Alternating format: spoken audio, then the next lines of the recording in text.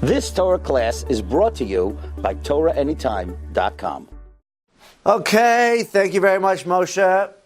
Moshe just ran across town to bring a camera here, so I'm jealous of all your schusim that you're going to get for the 2,000 people that are watching. Thank you, Moshe. Moshe Sofa, give him a big hand. Thank you.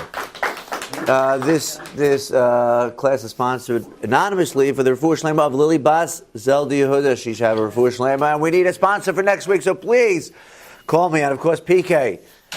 We need more food next week because guys are not so happy anymore. We'd like to give a special shout out to Donald Trump as our weekly shout out. What did he do this week, Donald? Come on, every week he does something that we like. This week he cut $65 million from the Palestinians. $65 million he took away. Can you imagine? Took away $65 million from a terrorist organization. That's not. Why wouldn't everybody do that? Like, why wouldn't George Bush do that or Barack Obama? Why? I mean, are you scared of terrorists? What kind of? It's amazing that they're saying that President Trump is mentally disabled and he should be impeached because he can't run the country. Nebuch, he's crazy. Could be this is what we need. Maybe we always needed a crazy president to be successful. The truth is, who do you want to call you crazy? Think about it. In America, if a bunch of people are calling you normal, is that really a compliment? No. It depends who's calling you normal, right? A lot of times it's good to be called. If you're walking down the street, a bunch of hoodlums say, "Oh, you're crazy." That's a good thing. I want to be, in your eyes, I want to be different than you. So the fact that all the media is calling Trump crazy, maybe he's doing the right thing. If they fall in love with you, just throwing it out there. I don't know. Insanity is not always so bad. It depends who's deciding if you're insane or not. PK, you don't agree with that? He agrees with me. Thank you. Like Abbas is very angry right now at Trump. Abbas, a leader of a terrorist organization. That's a good thing. If he's angry at you, that means we're doing good things. Okay, enough about Donald Trump. Here we go. In this week's Parsha Bo, page 340, the last 3 plagues. Anybody know the last 3 plagues out of the 10 in Egypt? You have darkness. Firstborn. So you did 9 and 10. Anybody know number 8? No? Okay, forget it. What? Grasshoppers? Yes, very good. Locust, excellent. Very good. Okay. Do you remember remember the story I said about the grasshoppers, the miracle about the grasshoppers? The Rabbi Belsky, remember that? No? I wasn't going to say that, but now I'm going to say it right now because I thought for sure you remembered it. You ready for this? Let me see if I can remember it, just looking on the spot. Rabbi Belsky, he passed away a couple years ago. But it says over here, in the beginning of the Parsha, on page 341, it says, Hashem is now going to bring the 8th plague of grasshoppers. And in verse 2 it says, and so that you may relate in the ears of your son and your son's sons that I made a mockery of Egypt. This is not in your pages. I just threw this out at the last minute. You're going to tell your kids and your grandkids the mockery I made in Egypt. And the Ramban wants to know why out of all 10 plagues did the locust the one that the grandkids are going to be talking about, right? We're not going to be talking about frogs, lice, blood, but the locust is the one we're going to be talking about. Okay, that's his question. So he answers an amazing thing. Ramban said an amazing thing. He said, the reason why the locust will still be talked about, because every other one that happened, it's just a nice story. But you don't really see blood in the streets. You don't see frogs in the streets today. So it's just a nice story you would tell over by the Seder. Or whenever you learn the Parsha. However, Ramban says, and I was saying this in our class when we were on Nostrand Avenue, and I was saying this verse. Ramban says, however, when Moshe told Paroi that there will be no locusts after it was over, I am removing all the locusts from Egypt, and there will be no more locusts in Egypt, from then on in, because once Moshe said those words and he made a decree, from then on in, Ramban says, there was never locust in Egypt. Which means, today, in 2017, there might be locusts in the Middle East, and there might be a plague. However, you're going to go to Egypt, there won't be any locusts there. And therefore, even in 2017, when your kids say, I don't understand, Dad, there was a locust plague in the Middle East, and Tunisia and every Arab country went down. Where's the locust? You're going to say, you know why? There's nothing, because Moshe Rabbeinu made that prediction 3,500 years ago. And as I was saying, there's guys in my class taking out their phones, and they're Googling locust. And they see locust in 1950s, mass locust in Egypt, locust 1972, mass locust in Egypt, 1940. The rabbi, I don't understand, Google disagrees with the Ramban. It just says it was locust in Egypt. I was like, well, what does Google know, Mr. Google? Who is he anyway? He doesn't know what he's talking about. Go figure it out yourself. Meanwhile, it's a good question. So that Shabbat happens to be Rabelsky's Zatzal. Rabelsky was a big gadol in Torah, also a gadol in science and history and everything else. And he was in my shul. I said, perfect man to ask. He knows agriculture, he knows the solar system, he knows everything. So I run over to him after shul. I said, Rabelsky, I was saying over the Ramban in this week's Parsha. He says, yes, of course, the one with the locusts. He knew right away. I said, yeah, but they were Googling on their phones as I was saying that there was be no more locusts in Egypt. They showed me locusts in the 50s, locusts in the 70s in Egypt. What happened? He says, no, you're making a mistake. Go back in the Ramban. The Ramban does not, Nachmanides doesn't say there will not be locusts. There'll be grasshoppers. So there will not be locusts that will cause damage in Egypt. Locusts might come, but they will never cause damage again. Go back in all those Googles and see when the locusts came, did they eat up all the crops? And they went back and they said, Rabbi, you're right. It might have landed there, but they did not do any damage. So therefore, it says the reason why this locust, L'man Tisaba, the reason why your kids and grandkids will be talking about, because even in the year 2018, you'll still be able to see the miracle today, that there will never be an attack that will do major damage in Egypt from locusts. All right, go check it out yourself. I'm just telling you the story that happened. Anyway, here we go. So, out of all the miracles, the reason why, there are a lot of different reasons why, if you ask guys why they became a religious Jew, or why they converted to Judaism, everybody has a story. Everybody has a story. Some guys will say, well, I went for a Shabbat, and it was unbelievable, the warmth in the house, and the family, and everybody eating together. It was just a beautiful thing. That's what made me want to become on the team. Other people say, I went to BJX, and the dancing over there, Rabbi Finger spoke, and it was so inspiring, and we were having such a good time. And after that, I said, you know what? I am going to start to keep Shabbat. And some people say, I was sat with someone at work, a religious Jew, and I sat next to him every day, and I saw how honest he was. I said, I want to be just like him, and that's what made me do it. And they asked Yisrael, what was the one thing that made you become a Jew? So on page 397, he says, now I know that Hashem is greater than all the gods. For in the very matter in which the Egyptians had conspired against them, that is what he did to them. What does that mean? Rashi says, the reason why Yisrael was so impressed, he didn't care about all these great, wondrous miracles. In those days, black magic could have people fly in the air, and sticks could turn to snakes. That did not impress him. You go to a magic show, very nice. You see a guy could do magic. Very nice. What does it got to do with me? What does it got to do with my life? What does it got to do with me changing? However, what he was impressed with was when the Jews went into the river and they came out on the other side and all the Egyptians drowned in the river. Yisrael said, that I am impressed with, because the same way that the Egyptians drowned the Jewish babies is the same way that their God took it out of them in the river. An eye for an eye. Mida k'neged mida, we say. Measure for measure. He said, that is a religion I want to be a part of. And the question is, why is that so impressive? I mean, it's nice. An eye for an eye is cool. If you see someone do an eye for an eye, but is that a reason to go crazy and to become and change your life? Give up your entire, he was a priest, give it all up and convert to Judaism?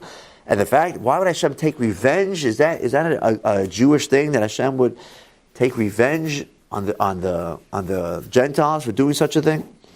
In fact, if you look in your commentaries, every plague was an eye for an eye. Do you know that? Anybody know what lice was for? Little lice. Why would Hashem give them lice? Eye for an eye. They made them sweep the street of all those little particles of dust. They got little lice on them. Eye for an eye. Blood. A lot of different sources. One of them say they did not allow the woman to go into the mikveh to be with their husbands. They wanted to stop the Jews from proliferating. And after their cycle, they did not let them go to the mikveh. Hashem said, okay, now you can be attacked with blood. And the sounds of the cries, he gave them frogs, the croaking of the frogs. And the animals, they made them hunt animals, he sent animals. Each one was measure for measure. An incredible thing. You can go through each source, and you go throughout the whole of Egypt, Hashem is doing everything measure for measure. Just a story I just heard, just one story I wanted to say. This is a Parak Shira. This is a book of songs.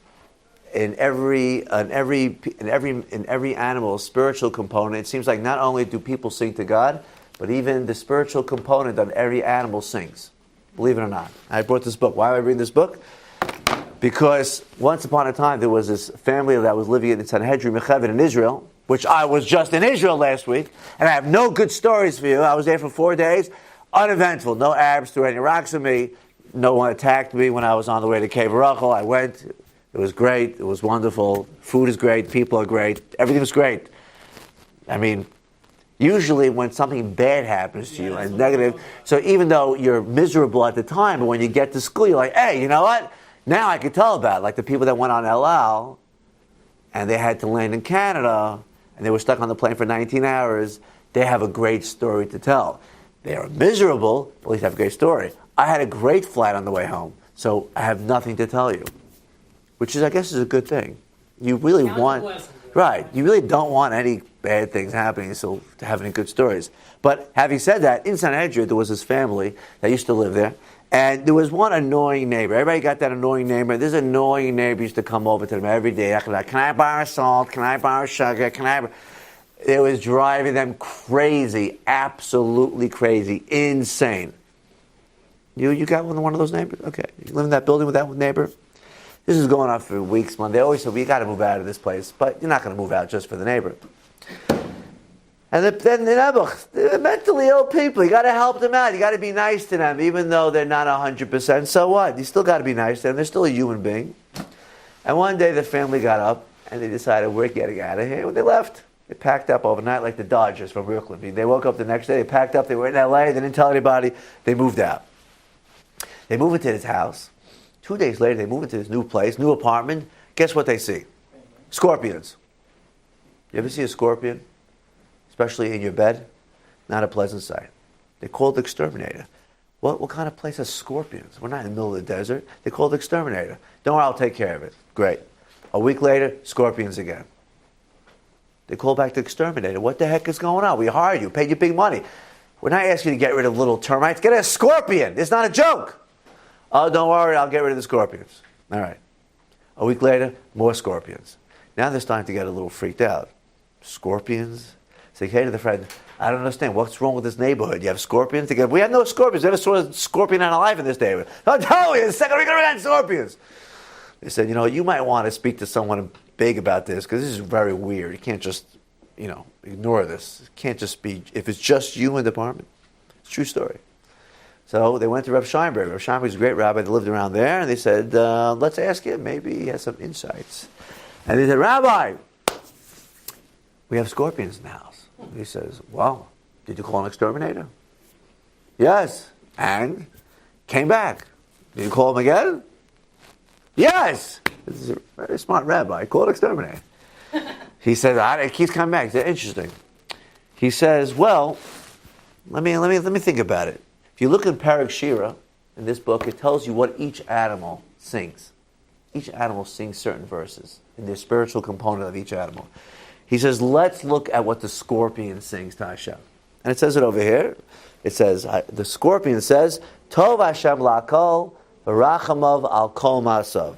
Hashem is good to all. His mercies are on all his works. Hashem has mercy on everyone. Is there anyone in your life that you have not had mercy on? Is it possible there's someone out there you have not had mercy on? They're like, oh, are you serious?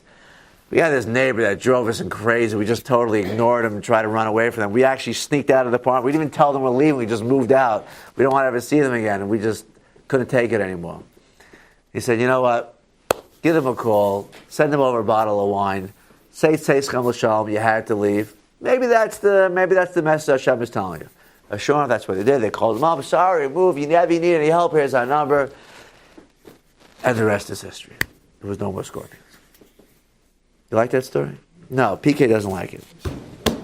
Gemara says, this is what the Gemara says. The Gemara says in Brachas, Im yesh lecha yisurin, if you have issues in life, if you have problems in life, yifashfesh b'ma'asav, you shall search in your ways. Very simple. The Gemara is laying down the gauntlet. If you have issues going on in life, the first thing people want to do, you have issues, check the mezuzah. Maybe the mezuzah will give you the answer. It doesn't say that. If you want to check it, fine. Halacha says check it twice every 7 years. But it doesn't say that. If you break your leg, go check your mezuzah. If you break a leg, go to a gypsy on Coney Island Avenue. She'll read cards for me and she'll tell me. Or I will go to a mind reader. Or I'll go to a makubal. Baba. Baba who? Yaga. Baba Yaga. Whatever. Right? It doesn't say that. It says, what's so fun? I don't get it. Baba Yaga. Is that a Russian joke? It's not a joke. It was a long time in the 80s. It was this cartoon. It's a cartoon? A little old lady. Her name was Baba Yaga. All right. I didn't get it. Russian joke. But anyways. It says no. If you have an issue with your life, yifashvesh ma'asav, look into your ways. Which means Hashem will only do something to you, right, in working within these parameters of measure for measure. Just like in Egypt. Let's for instance, let's take out number one over here. Let's go number one. We'll do the first one over here. This is a Mishnah in Sota. Look inside. According to the measure to which... Oh, I can't read it so clearly. We'll try to do this together. Number one. According to the measure with which one measures out his actions, with it they, Hashem, measure for him in return. In other words, the way your actions are, Hashem will act in return. Number one. You have number one, Pete? This principle is illustrated by the Torah's treatment of the Sota. The Sota is someone that committed adultery. She went with another man, or at least was suspected with another man, and her husband was accusing her. And this is what we do to her. She adorned herself for the sin of adultery, so Hashem disgraces her. You have to see exactly what you do to her. She revealed herself for the sin. Hashem reveals her sin to all, which means she has to go through this procedure in front of everybody, in front of all the Jewish people. She sinned with the thigh first, and then with the stomach. Therefore, the thigh should be struck first, and then the stomach. And then the rest of the body does not escape either, which means she suffers through her thigh, then her stomach, and the rest of the body. Which means Hashem is saying, the same exact way that this girl acted is the same exact way that she is punished. It's almost, okay, well that was 2,000 years ago, there's no Sota today, we don't bring anyone to the temple that's suspected of adultery. What does that got to do with me? Turn the page to page number 2. Aaron, which 2? Okay, give us the back over there. Wait, till I get one. We'll have to make sure I have one first. Okay, give us to Aaron, number 2. You see that? Here we go. Rabbi Yosef says, even though the exact measure of the 4 types of court-imposed capital punishment have ceased to exist. Does anybody know the 4 types of capital punishment they used to do in the time of the temple? You want to give it a shot? Stoning, good. Got to be a really bad guy to get stoned. Really bad. Hanging, chokes. That's part of stoning. Chop the head off? That's the easy one, yes. And there's burning, and that's it. That is really for like nobody, the sword. No one would, it says a court that would do this once in 70 years would be considered a killer court. So it hardly ever happened. But Hashem did set guidelines for the evil people that they would have to be destroyed in case, God forbid, they did something. Listen to this. According to the measure mentioned by our Mishnah, listen to this, has not ceased. You hear that? For Rabbi Yosef says, and so do Rav Chia, from the day that the temple was destroyed, even though the great Sanhedrin, the great court, ceased to function in its traditional place in the temple, the 4 types of execution have not ceased. Which means God's telling you, even though there is no capital punishment that can be meted out by the courts, because we don't have the right situation today, however, the 4 punishments have not ceased to exist. Just it's not done through the courts. For example, The Gemara explains.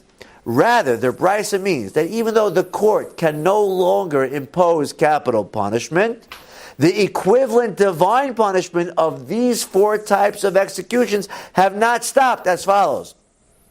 One who is deserving of death by stoning, either falls from a roof or is trampled by a wild beast. One who is deserving of death by burning, either falls into a fire or is bitten by a snake. I guess the snake's venom is like burning. One who is deserving of death by beheading is either handed over to the authorities to be killed or bandits come upon him and kill him. And one that is liable to the choking, which got cut off, something will happen. Which means the Torah is telling you an amazing thing. The Torah is telling you that this has not stopped. In 2018, that a person, that if Hashem wants to wake up somebody, he will do it exactly the way it is coming to him. For instance, I'll give you an example. Once upon a time, hope my wife is not watching right now, but I ask her forgiveness beforehand because she might kill me for saying this story, but I have to say it anyway very quickly, just as an example. Once upon a time, my wife walked into the house, and, before that, I was in my synagogue, I was in shul, and one of my friends walked in, and he had this big gash right on top of his nose. Huge gash with a big bandage. I said, Dave, what happened to your nose? He said, you're not going to believe this. He said, I was standing behind my Honda Odyssey on East 19th. The hatch was open. It was such a windy night that the wind blew down the hatch and hit me on the top of my nose. And this is what happened. So I looked at him. We're all gathered around right in the middle of the show, I remember. I said, the truth is, I got to be honest with you. You look a lot, even with your banged up face, you look a lot better now than you did at your wedding. Because at a wedding, he was a big geek. He had a big nose and big glasses. We were just looking at wedding pictures the week before. I said, you look a lot better now than you did then. And everybody laughed. It's a stupid joke. I walk home that night. I walk into my house, and my wife has a big gash right in the middle of her nose. I said to her, what the heck happened to you? She says, you're not going to believe it. I was standing in the driveway behind the Honda Odyssey. And as I was closing the hatch, I don't know, somehow I was still in the way, and it smashed me on my nose. Smashed me right in the middle of my nose. I can't believe it. Why would this happen to me? And I was like, oh, man, it's my fault. Why? Oh, very good. I go, it's my fault. She goes, what do you mean it's your fault? I said, there's a guy in shul, and he had a big thing on his nose. I made fun of him that he still looks better than he did at his wedding, and, I guess this must be measure for measure. So my wife asks Aaron's question. She says, I don't understand. If you made fun of him, why do I get smashed on the nose? Why not you? How do you get punished? So I looked at her and I said, well, it's my punishment because I got to look at you all day like this. She didn't like that. She didn't like that at all. I had to buy extra flowers that week. Okay. That was 20 years ago. Anyways, I ran back to shul. I met him the next day. I said, hey, I said to my friend, I said, do me a favor. You forgive me? He goes, for what? I said, remember that joke I made about you? He's like, yeah, it's all good. I said, no, but forgive me. He said, no, don't worry, it's all good. He said, I said, forgive me. He said, okay, I forgive you. That was my story. But the truth is, it's not true. The question is, here's the question. Is it possible that we can figure this out every time something happens? I mean, is it really possible? And I mean, are we on that level to know what really is? I mean, there are people that do 1,000 things wrong every hour. Is it possible to figure it out? I remember when Donald Trump became the president, and I said, I could tell you a measure for measure story with Donald Trump. For those guys that weren't here that day, I will tell it to you quickly. But in my eyes, this was the measure for measure story. Donald Trump, many years ago, when he was on the way for a meeting in Atlantic City, he had he went to meet with his 5 top advisors, and they were supposed to get a helicopter ride from New York City to New Jersey. And unfortunately, Donald was running late, and he called ahead. He said, just leave without me. Leave without me. I read this in his book. Yeah, I think the book he wrote in the 1980s. And sure enough, they all took off without Donald Trump. They flew to Atlantic City, and the helicopter blew up, and they all died. It's a true story. You can read it in his book. All the people on, all those top guys from all those hotels, they all passed away in the helicopter. And I was thinking to myself, wow, Trump, I mean, he must be a very lucky person or deserving person. Why in the world should he be lucky enough to miss the flight and everybody else goes down? Now you could just say, well, it's meant to be, right? My wife has a very close friend that when she was in Vegas with a bunch of friends, and they went on a helicopter tour. They take you around over there near the Grand Canyon, I think, a helicopter tour. And she was speaking to my wife, and my wife said, you can't go. And she goes, why not? I have tickets already. Yeah, but you're 6 months pregnant. And once you're 6 months pregnant, it's very bad for the baby, very bad for the fetus to go on a helicopter ride. She goes, are you crazy? No. I'm telling you, I once spoke to my doctor, don't go. And she said, fine, I'm not going to risk it. She did not go on that ride. And sure enough, that helicopter went down. And all their friends were killed. All my neighborhood, 5 people were killed. So that's like, wow, crazy stuff. But like, can you actually make a correlation? I try to make a correlation for Trump. I said it was a measure for measure. Just like the plagues, it was a measure for measure. What was the measure for measure? Because a neighbor of mine on East 27th Street had a grandson that was born with a heart defect. And they had to, in California, and there was a hospital in New York that was going to perform the surgery. Problem is, no airline wanted to fly this baby to New York because something could go wrong on the plane. In the plane, they didn't want to be responsible. So Donald Trump found out about it, and he sent his private jet to California to fly the kid to New York. And sure enough, that's what happened. He flew his jet. They flew the kid to New York. This is Mr. Brown's grandson. They flew the kid to New York, and Baruch Hashem, it was a successful surgery. And when I heard that story, that some religious kid on my block, when I heard that story, I said, now I see the measure for measure. Donald Trump sent the plane to help some nice kid that needed a heart transplant, a heart surgery. Hashem punished him by saving him from a plane or a helicopter. Was I right? I have no idea. I have no idea. In fact, after he was elected, I saw that the father of that kid wrote a letter to Donald Trump. I read that letter of that kid to thank Donald Trump. He never had a chance to thank him. So the truth is, in our life, is that possible to figure out? So let's look at page number 3, and I'll give you the answer to the question. Look at number 3, please. Number 3, by the star. Another time, this is a Gemara, another time it happened that Rabbi Eliezer went down before the ark in the capacity of a Shliach Tzibur, a leader of the congregation. And he said the Shemona Esrei of 24 blessings that was enacted for fast, but he was not answered. It seemed like there was a drought in the city. Everybody was going to die. A great rabbi went down to pray in front of the entire congregation. He prayed the 24 blessings, and the rain did not show. Rabbi Akiva then went down before the ark after him, and he prayed, Avinu Malkeinu, our Father, our King, Ein Lanu Melech Elata. Avinu Malkeinu, our Father, our King, for your sake have compassion upon us. And the rain started falling. After just 2 lines, the rain fell. The rabbis began laughing at Rabbi Eliezer. Ha! You prayed, nothing happened. Rabbi Akiva prayed, and all of a sudden it happened. Thereupon a heavenly voice went forth and declared, not because this one Rabbi Akiva is greater than the other, but because this one Rabbi Akiva is a forgiving person. Whereas Rabbi Eliezer is not as forgiving, which is not necessarily so bad. You have to know the situation. But Rabbi Akiva is someone that can overcome his character traits. So therefore God says, he overcame it, I measure for measure. Even though there should be a drought, Rabbi Akiva overcame, I will overcome. Now that's a very powerful statement.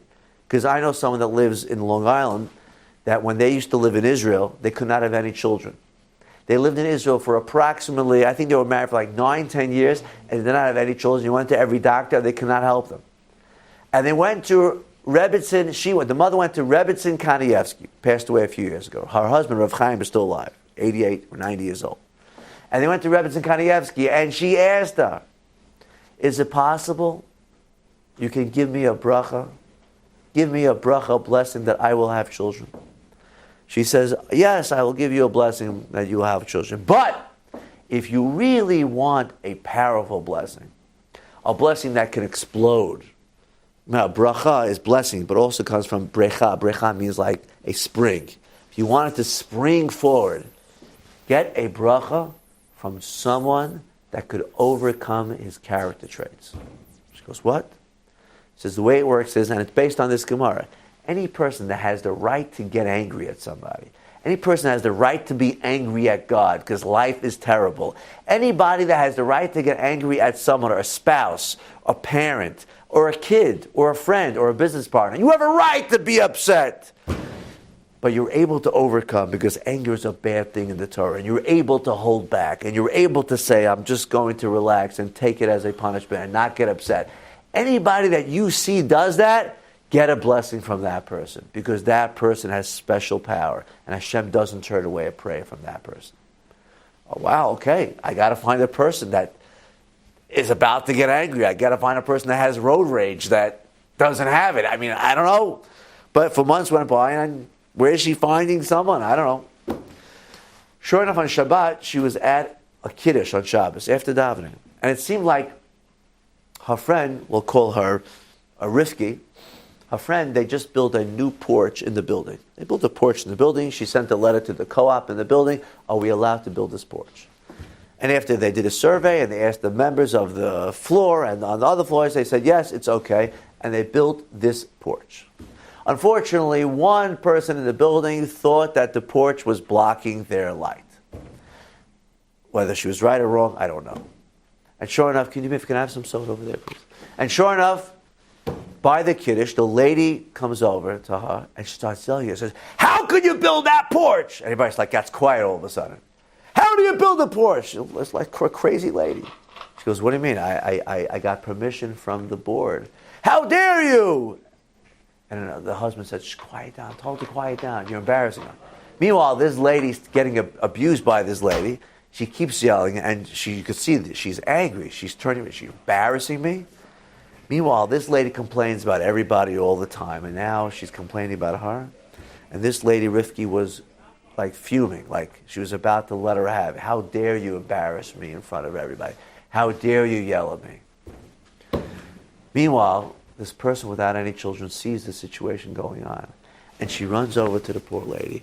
She says, I know she's screaming at you. And I know you have the right to retaliate. And I know you have the right to get upset. But do me a favor. Don't get upset. She goes, what do you mean? Don't get upset. I don't have any kids. Don't get upset. She looks at her. Okay. If it means a lot to you, I don't know what that has to do with anything. I won't get upset. You sure you're not upset? I'm calm, I'm not upset, I'm relaxed, so they embarrassed me in public, I'm fine. She goes, right, now give me a blessing. What? Give me a blessing. Well, what do you mean? Give me a blessing that I'll have children. Why? I'm just a simple lady. You're not a simple lady. You overcame your anger. You overcame someone yelling at you. You had the right to be upset and you overcame. And if you overcome, Hashem will overcome his decree against me. Measure for measure. Give me a blessing. True story. She gave her a blessing. I bless you that you should have a child this year. And she walked away. Guess what? 1 year later, she had a child. She had a child. Don't ask me how this stuff works. But this is what Rebbe Kanievsky told him.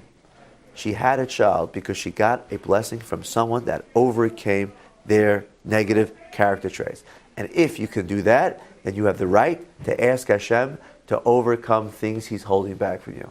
That is the way it works. If you ever want something from Hashem, if you ever want something from God, and you feel like literally it's like everything else is going, but this thing, for some reason, like he's holding it back. For some reason, I don't deserve it or something. You have the ability to do something that is against your nature. Do something that is a powerful thing for another person. Do a tremendous mitzvah that you would never do. And do it and say to yourself afterwards, the next time you pray, either Shachrit, Mincha, Ma'ariv, at the end of davening, when you ask Hashem for all your things, say, Hashem, the same way that I was able to do something and overcome, please Hashem, overcome what's ever holding you back from giving me what I want and give it to me. You have the right to do that. It's a very powerful thing. And that is what the Gemara says. Hashem says, listen, everybody's up there tzaddik, but Rabbi Akiva, I'll say it again. It says, Rabbi Akiva is one who is maver al midosav. He's maver al midosav. That's it. He's a forgiving person. He's always able to overcome and forgive. Hashem says that's what I have to do for him. So, what does this all have to do with us? Let me end like this. They asked Rabbi Chaim Kanievsky about this. Can we actually figure out an eye for an eye? And he said, today, no. It's impossible. It's almost impossible. I mean, every little thing we're going to try to figure out. Sometimes you could. Sometimes it's very difficult. You see a tzaddik die, and you see, let's say, a tzaddik was burnt. Oh, it must be he burnt. Come on. I mean, they're the lowest people in the world live great lives, and this tzaddik gets burnt, and we're supposed to think that it's because, well, we'll never know. When the Chavetz Chaim's son-in-law once passed away, he was a tzaddik. He was one of the most righteous people in the whole city.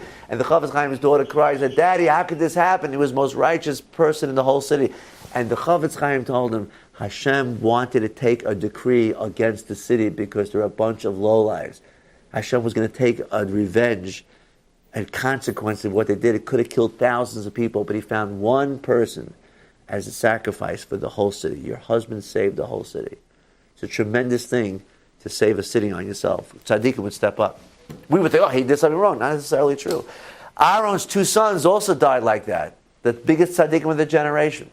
So Rav Chaim says, don't try to figure out. But if there is anything happening in your life, you do have to at least step up. Daven a little more, do something. Unfortunately, I was not able to see Rav Chaim Kanievsky this time. The day I wanted to go last Monday, I wanted to go get a bracha from him. He wasn't feeling well. Rabbi Silverberg told me, you have to go. He's going now. He's feeling better. He says, you have to go. I said, yeah, I don't want to go bother him anyway. I mean, I'm going to go all the way to Bnei Brak. The man is 24/7 connected with God. I don't want to go bother him 10 seconds asking for blessings. He says, Rabbi Silverberg told me this. He said, let me tell you something, Rosenfeld. In 100 years from now, when you're gone and he's gone, in the next world, you're not going to be in the same universe as him.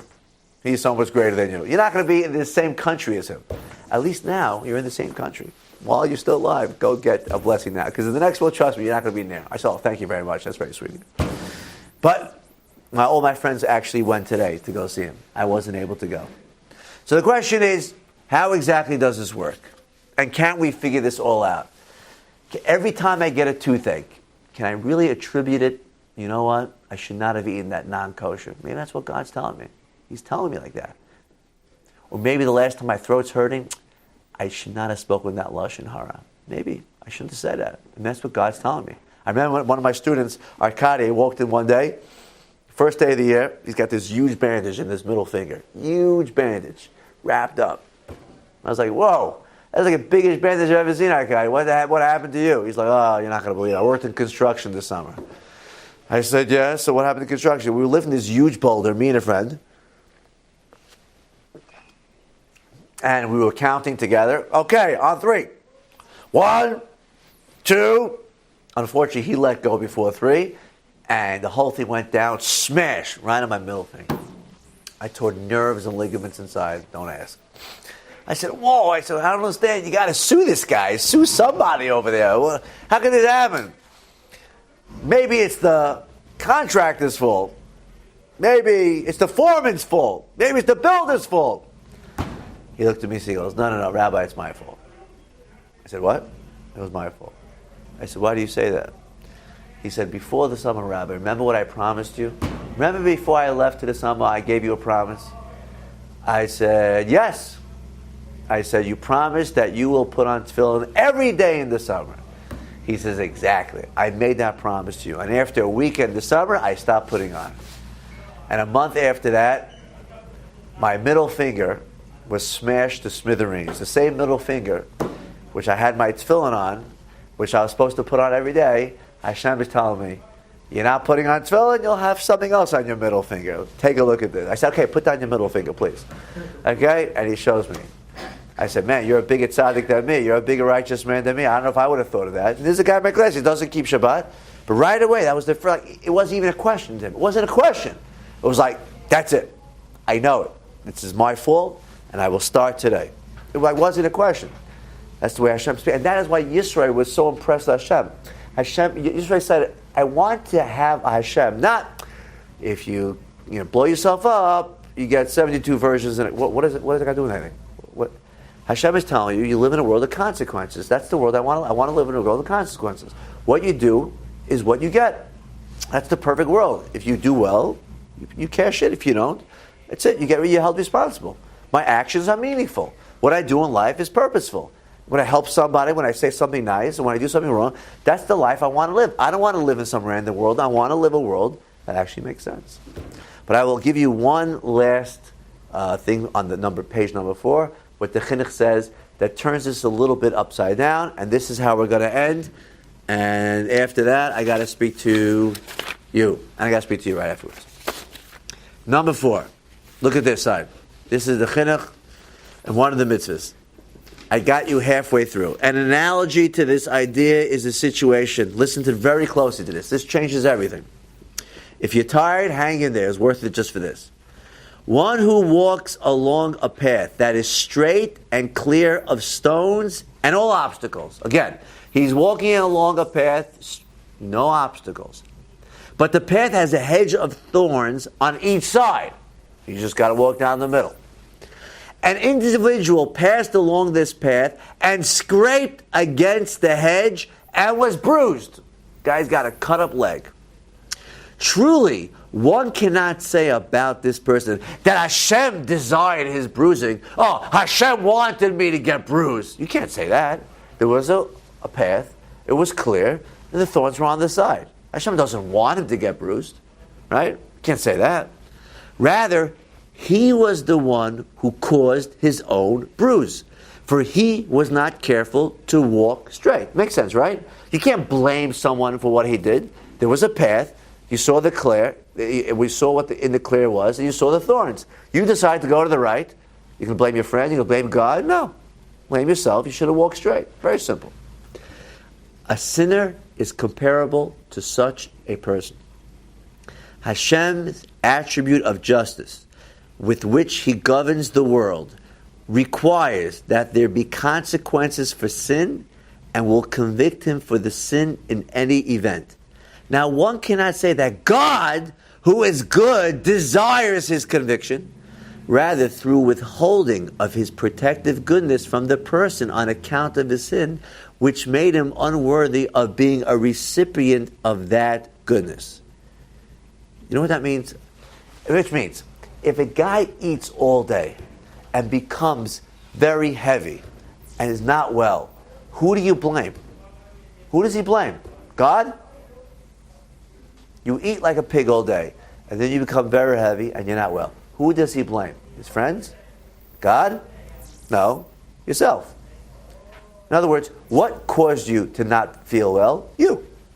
Your actions caused your consequences. There's no blaming God. God wants, the same way, the guy that exercises every day, the guy that takes a walk every day, that eats right, when he feels great, when he's able to go to a wedding and dance, is that a reward for what he did? No. That is what he became. If a person lives a life of following the right life of Hashem, if a person lives a life of doing what Hashem, and he lives a wonderful life, is he being rewarded? Hashem says, no, I'm rewarded. My blessings are there. Just go take them. Just go live it. The fact that a person, for instance, non-kosher food. People think, well, if I eat non-kosher food, they're about to get punished. Enough with the punish. It doesn't work like that. Oh, I do this, I get punished. The more non-kosher food a person eats, the more his soul, the more his spirituality gets clogged up. The more your spirituality gets clogged up, the less blessings Hashem wants to give you. Rabbi Mizrahi always tells a story. This guy wanted to go to, one of this guy's kids, rich guy's kids, wanted to go to Uman. He wanted to go to Uman for a trip. He says, Dad, I want to go to Uman. He says, great. He says, go. He says, no, I want you to pay for the trip. So I'm not paying for your trip. Come on, I want to go pay for the trip. It's $5,000 trip. I'm not paying for your trip. Come on, Dad, come on. I know you have the money. Give me $5,000. I'll make you a deal. If you put on tefillin every day, I'll give you the $5,000. Really? Yes. You on that trip, you put on tefillin every single day, I will give you the $5,000. I'll wire you the money, I'll get you the money, not a problem. Okay? Deal, Dad. No problem. Sure enough, the kid takes his tefillin. I guess he doesn't put it on that often. He takes his tefillin to Uman. He calls his dad. Dad, I'm putting on tefillin. Great.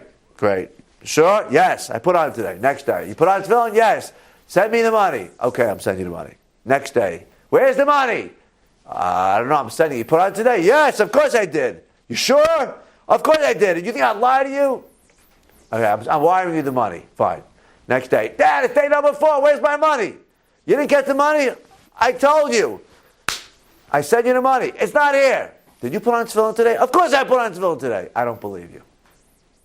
What? I don't believe you.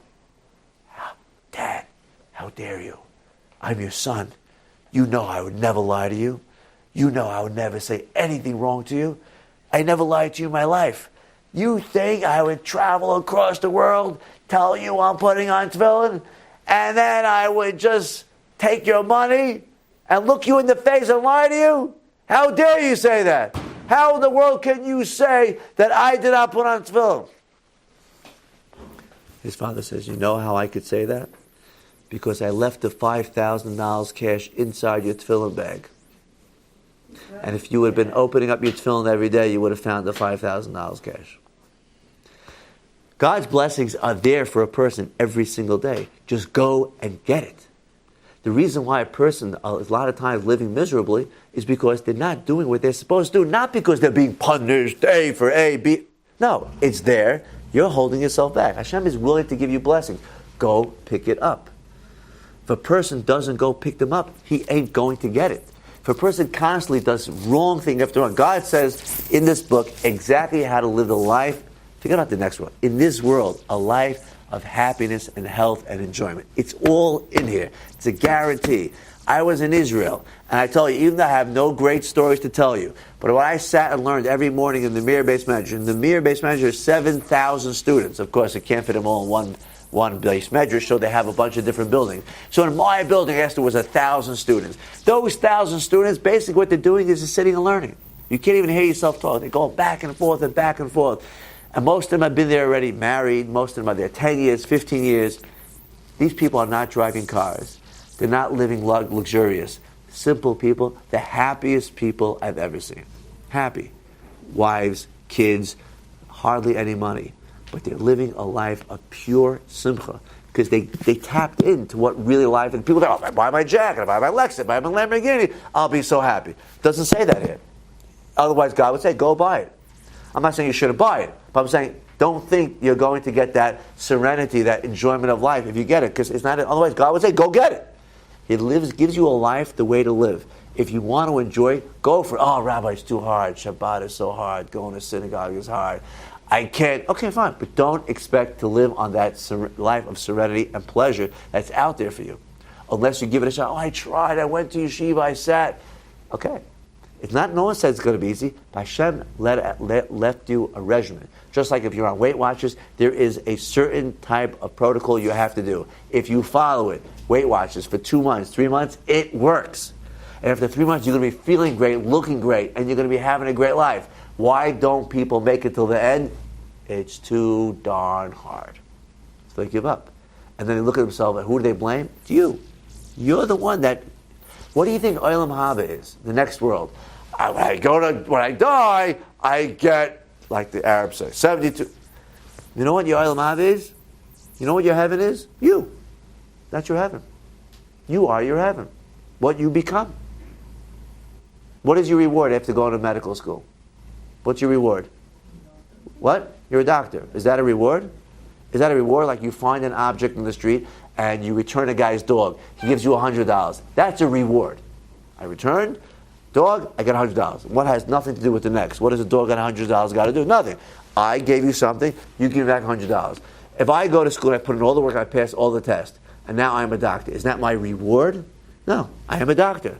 That is what I have to do to become a doctor. I am exactly what I am. This is the work I put in. If I decide to sleep in the streets for those 4 years, I am an unemployed hobo. Is that my punishment? No, that's what you are. Not a punishment, not a reward. That's what you decided to become. That is what you are. Congratulations. No one's punishing you being unemployed. No one's punishing you being a hobo. You have decided to pick that course of life. Welcome to your life. You have decided to be a successful doctor. That's what you are.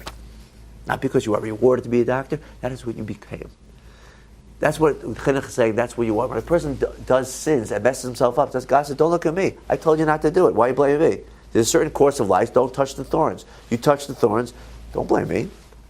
So people will say, well, I know a tzaddik that did everything right and something bad happens. That's a separate class. That's the class is why does something bad happen to a good person if it's not supposed to? That's a great question because we all know that's not the way the world works. So when something like that happens, you ask that question, then you have to get that answer because we all know that's against nature. Nature is if you are successful, you will have a successful life. If you're a loser, you'll be a loser. If a person does acts of kindness in this world, not because he wants to connect with God, he reads the book of Acts of Kindness. You know what he's doing it for? He's doing it for because he wants to make Flatbush a better place. He wants to make New York City a better place. So guess what happens? After he does it, New York City is a better place. Does he go to Olam Haba for it? No. What you didn't believe in it? What is that? What was your point?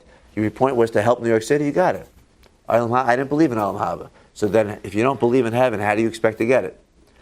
Again, you are who you are. If it doesn't exist in your mind, then when it's over, it's not going to exist because that's your mind. I can go on for an hour, but you guys are going to look at me like this guy's talking crazy. That's the fact. If a person lives his life and doesn't believe that there is another world, then in the next world, there is no other world for him because that's who he is. He's alive with no other world. That's his existence. So then there can't be another world for him. You are who you become. And you become who you are right now. So therefore, please take this lesson with you. Eye for an eye, measure for measure. 10 plagues throughout Egypt. I can go on and on. There are books that have thousands of these, how each point in Egypt was exactly measure for measure. I can go on and on and on. But you know what? It's already 10:10. I've left you here to earth. Thank you very much for coming. Thank you for listening. Have a wonderful day. And we'll see you next week. And any questions, please ask me afterwards. You know how to shut this down? You've just experienced another Torah class brought to you by TorahAnytime.com.